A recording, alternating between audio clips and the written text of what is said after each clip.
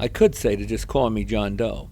However, from what I've discovered within the last 24 hours, it really won't matter that my real name is Liam Anderson. It really won't matter that I'm from Des Moines, Iowa.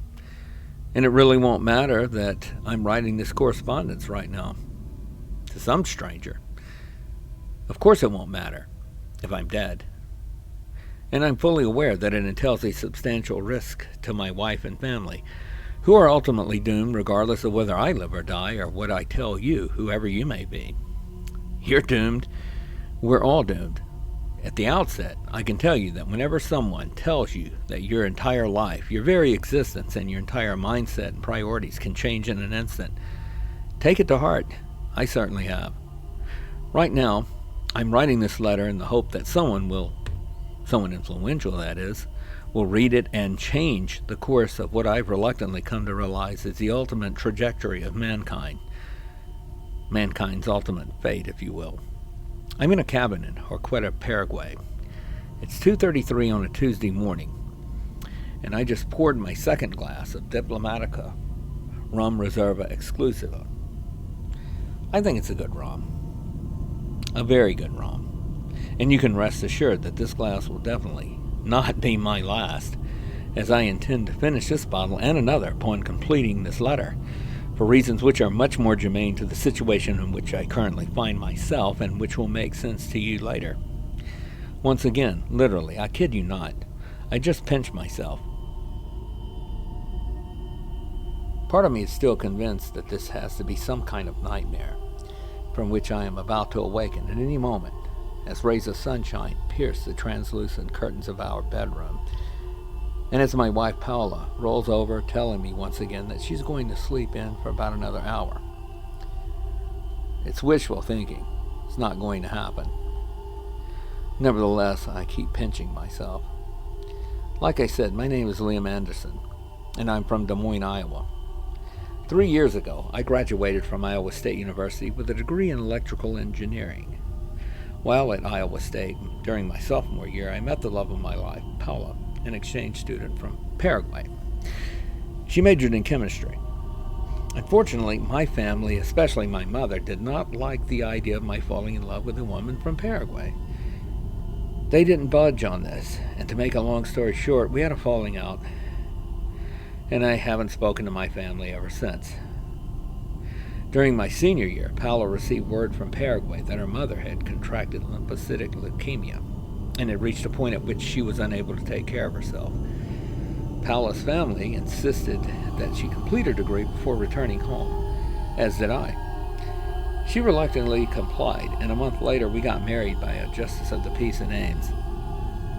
Although I graduated in the top of my class and hence had numerous job offers, upon graduation I insisted upon going to Capiata, a village on the outskirts of Assumption, with Paula, to move in with her mother and her older sister and her older sister's family in order to be with their mother during her last years. This was not a difficult decision, really, as I had some money saved and I was not sure that I wanted a career as an electrical engineer anyway. To my dismay, or rather, a fortunate illumination, if you will, depending upon how one could look at it, during the summer after my junior year, while working for a firm in Des Moines, I discovered that although I enjoyed the theoretical aspects of electrical engineering, I enjoyed school, I enjoyed studying electrical engineering, I found the day-to-day work to be monotonous drudgery. Therefore, shortly after graduation, Paula and I boarded a flight for Asunción and moved in with her mother and sister's family. Subsequently, I procured the necessary visas and related paperwork that allowed me to legally seek employment. I got a job as a bartender and server at El Escape Amistoso, a local bar in Capiata, less than 1 mile from the house. Eventually, Senor Lopez, the owner, made me a general manager, for which my duties included opening and closing. It's not a huge bar, and I only had one employee, Adeline, who fortunately provided some relief and allowed me to take lunches and various breaks. And of course, it wasn't the highest paying job, certainly not as high as the salaries offered by some of the top electrical engineering firms with which I had interviewed in the States. However, it paid me enough guarani to get by in Paraguay. Shortly after moving to Capiata, I met a fellow American by the name of Jonathan Razor, an interesting gentleman in his late 50s, who had lived in Capiata for the past 6 years. Jonathan and I hit it off and bonded immediately. For one thing, the mere fact that he was a fellow American provided a degree of comfort and familiarity in a foreign land.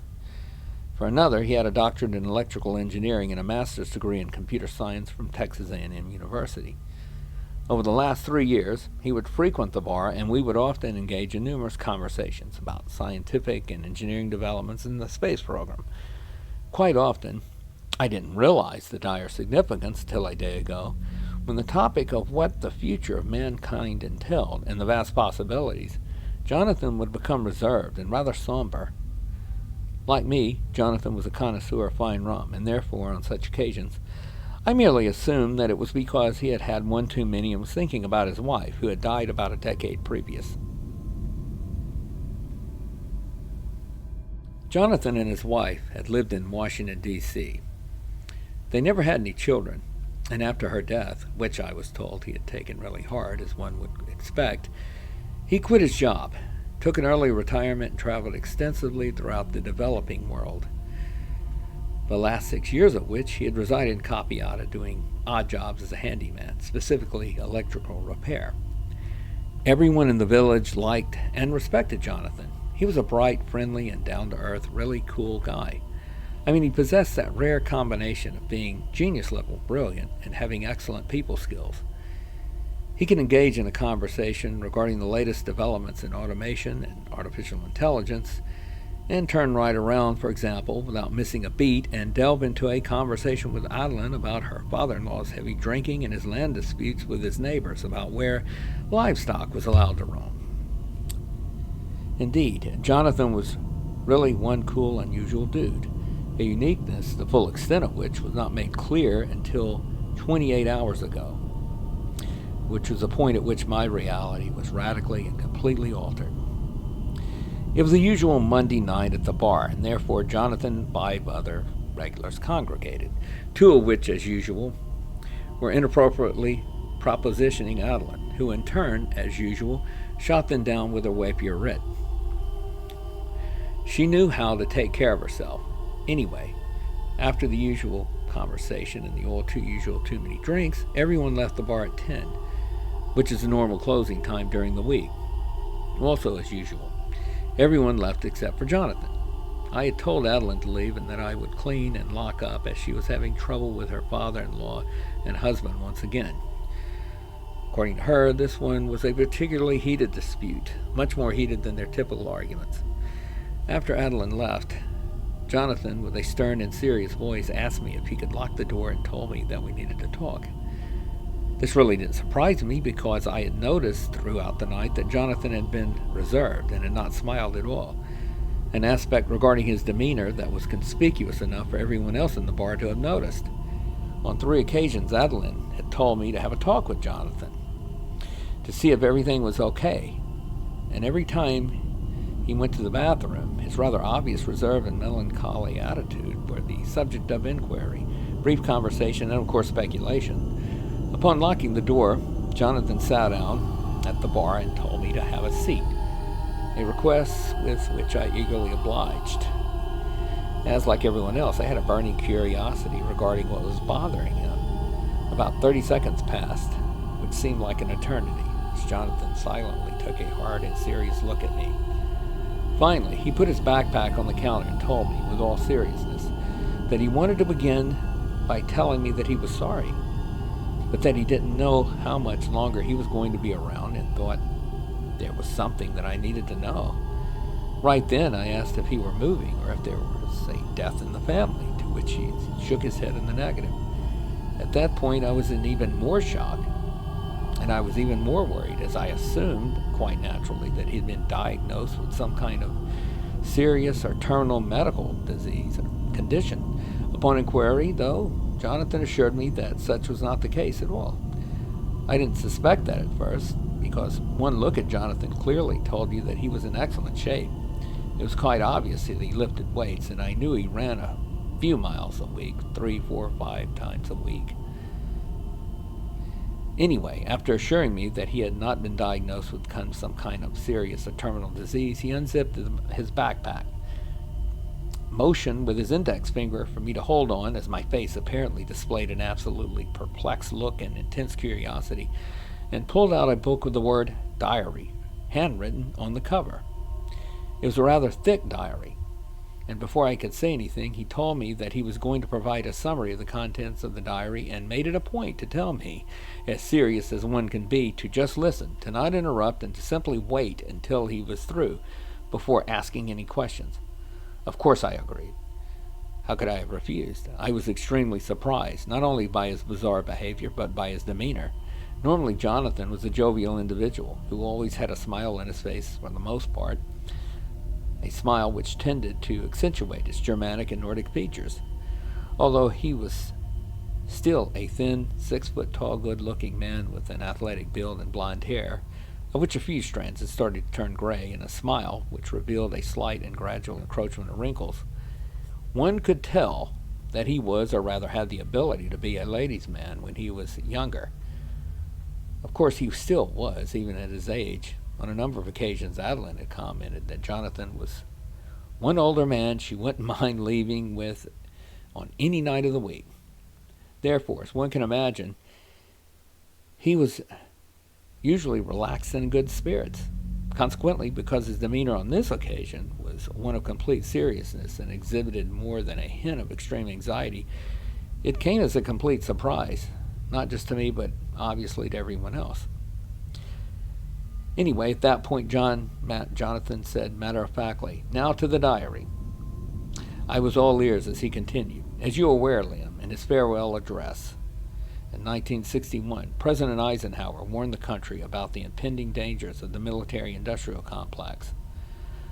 Of course, given that he had been the supreme commander of all Allied forces in Europe during World War II, the content of this speech came as a complete surprise to millions of Americans at the time, who naturally expected him to end his presidency with a type of old soldier fading away type of speech in the manner of Douglas MacArthur. Instead, the words he uttered were an absolute surprise and shock. Considering that those words were coming from an individual who was formerly the highest-ranking military officer before becoming president, many saw it as coming right out of left field. As you're aware, he warned the nation about a conjunction of an immense military establishment and a large permanent arms industry that was, quote, new to the American experience, unquote. He also told the nation to guard against the unwarranted influence by the military-industrial complex. At that point, Jonathan stopped, although he kept looking at me intently, as though he was cogitating something, thinking about something extremely serious. He waited another 30 seconds and said, "Liam, I'm going to give you one more chance. I can stop right now, and we can forget about this conversation. And I can go home, you can go home, and have a wonderful life. I'm giving you that option. I don't have to continue. If I do continue, you're going to understand why. Because if I do continue, this will alter your mindset, your reality, permanently, in a grim manner. However, if you do tell me to continue, I want you to know that I wanted you to be informed of these events, of the contents of this diary, because I think you're one of the few people who can make a difference on this earth. I just wanted to let you know." Then he asked me if I wanted him to continue, still staring at me as intently as possible. At that point, how could I have refused? Of course, I said, "Please continue."